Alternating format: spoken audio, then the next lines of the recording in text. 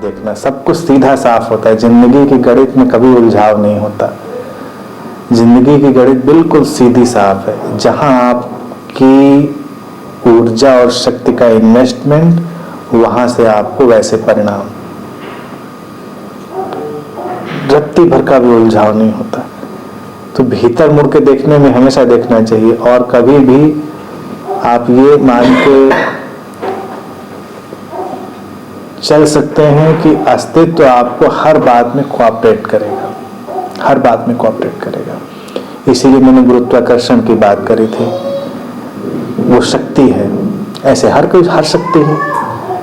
जिनको आप दिव्य शक्तियां कहते हैं वो भी ऐसी ही शक्ति हैं। शक्ति आप गिरना चाहेंगे तो गिरने में मदद करेगी, आप उठना चाहेंगे तो उठने में मदद करेगी, आपको हर बात में सहयोग करेगी।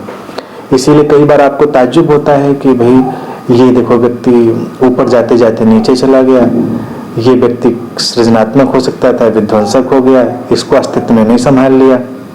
नहीं लिखता। कभी प्रश्न उठते हैं कि ये व्यक्ति बहुत अच्छा भी हो सकता था, बुरा हो गया, तो अस्तित्व कुछ करता क्यों नहीं? लोग पूछते हैं कि परमात्मा क्या कर रहा है, इसको भी अच्छा बना लेता।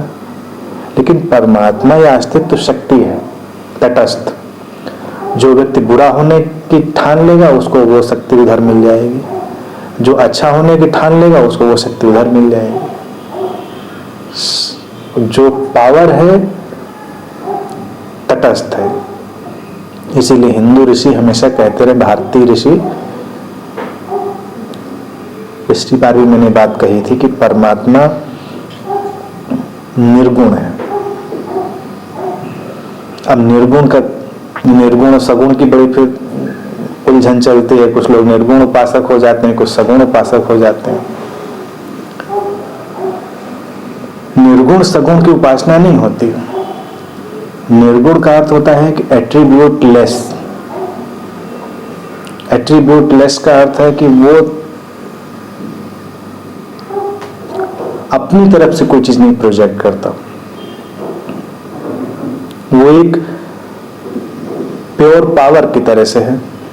अब जैसे आग है, आग को कहे निर्गुण है तो आग निर्गुण है। परमात्मा भी वैसे। अब आग का अपना कोई वो नहीं है मनसा की हम क्या करेंगे, जिंदा है, ऊपर उठ रही है, आप उस पर खाना बना लेते हैं, आप उससे रोशनी कर लेते हैं, आप उससे जला भी सकते हैं, घर जला सकते हैं, अपना आग लगा सकते हैं। लेकिन आग का अपना कोई गुणधर्म है ऐसा कुछ नहीं। सारी शक्तियां ही वही परमात्मा की शक्ति है। तो हमेशा इन बातों पर ध्यान देना चाहिए और अपने शब्दों पर बहुत ख्याल करना चाहिए, अपनी भाषा पर, अपने विचारों पर। कुछ समय पहले हमसे एक सज्जन मिले थे, जैसे ध्यान की बात डॉक्टर साहब ने पूछी, खैर ये जुआरी हैं, अभी इनको हमने कहा है तो खेल लेंगे जुआ, ये तो थोड़े जुआरी हैं। तो कई बार पता नहीं होता ना, अब पता चल गया है तो अगली बार खेल लेंगे। बिसात बिछी हुई है, लेकिन इन बातों पे सोचना चाहिए। ऐसे ही कुछ समय पहले मुझसे एक सज्जन एक बार मिले और उन्होंने बड़े गौरव से कहा कि नहीं, मैं तो ध्यान करता हूँ, मंत्र जाप करता हूँ। मैंने कहा अच्छी बात है, करना ही चाहिए। कहीं टाइम रहता नहीं मेरे पास, जब बाथरूम में नहा रहा होता हूँ, शावर के नीचे खड़ा होता हूँ, मंत्र पढ़ लेता हूँ। मैंने कहा कि वो जो पानी नीचे बह के गटर में जाता है, मंत्रों की भी गति वही होनी है, गटर में जाने जैसी। तो क्या कर रहे हैं, कहाँ कर रहे हैं, क्यों कर रहे हैं, कैसे कर रहे हैं, ये हर चीज।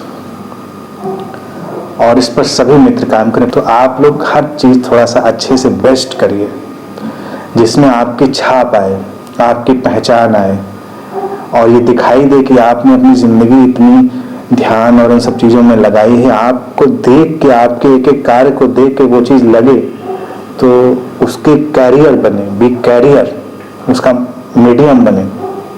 कुछ भी करे उसमें आपकी छाप होनी चाहिए कि, और आदमी जब देखे आपके कार्यों को और आपके व्यक्तित्व को तो वो सोचने पे मजबूर हो कि अगर इतना अच्छा और अलग ढंग से व्यक्ति का कार्य है, व्यवहार है, जरूर ही इसकी जिंदगी कुछ अलग होनी चाहिए।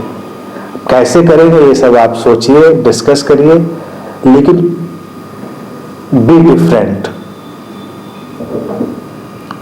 Walk differently, talk differently, laugh differently, sit differently, think differently, make a difference.